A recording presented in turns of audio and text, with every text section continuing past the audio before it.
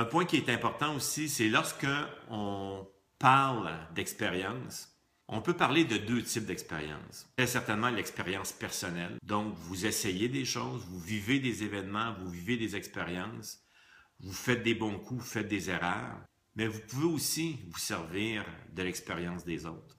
Ce que je veux faire avec vous, c'est d'être capable d'apprendre de l'erreur des autres. On n'est pas obligé de répéter les erreurs que quelqu'un d'autre a fait.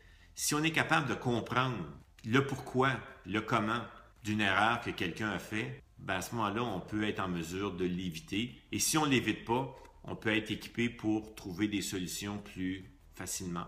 Un point qui est important aussi, c'est quand on parle d'apprentissage, c'est facile de dire, ben, on va apprendre avec l'expérience de la vie. La réalité, c'est qu'on apprend beaucoup plus facilement avec des erreurs. Parce que quand vous faites une erreur, vous savez pourquoi. Vous savez pourquoi vous avez fait cette erreur-là. Et vous trouvez une solution, puis vous tâchez de la réparer. Par contre, quand vous faites un bon coup, souvent, vous ne savez pas pourquoi. Les planètes s'étaient bien alignées, le timing était bon, mais vous ne savez pas exactement pourquoi que ça l'a réussi. Donc, moi, je pense que les erreurs nous permettent de grandir, nous permettent d'être mieux équipés pour prendre des décisions dans l'avenir.